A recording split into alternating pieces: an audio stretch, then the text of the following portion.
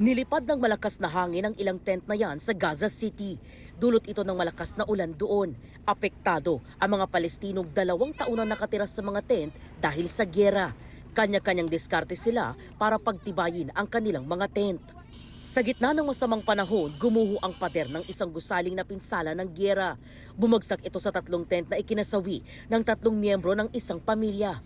Ayon sa health officials, hindi bababa sa 6 ang nasawi dahil sa masamang panahon. Stranded ang maraming biyahero sa Budapest Airport sa Hungary. Ito ay matapos kanselahin o madelay ang mga biyahe roon dahil sa winter storm. Pansamantalang itinigil ang operasyon doon. Kalaunay nakabalik na rin sa normal.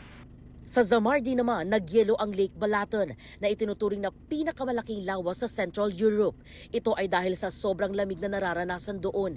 Ikinamangha ito ng ilang residente lalo na't unang pagkakataon ito na nagyelo ang lawa sa nakalipas na dekada. Paalala ng mga otoridad, delikadong lakaran at mag-skating doon dahil posibleng mabitak ang yelo. Isang ferry naman ang naglayag sa lawa sa gitna ng nagyayelong tubig.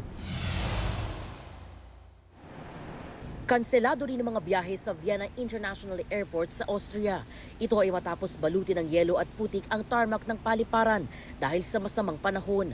Nagsagawa na ng clearing operations doon.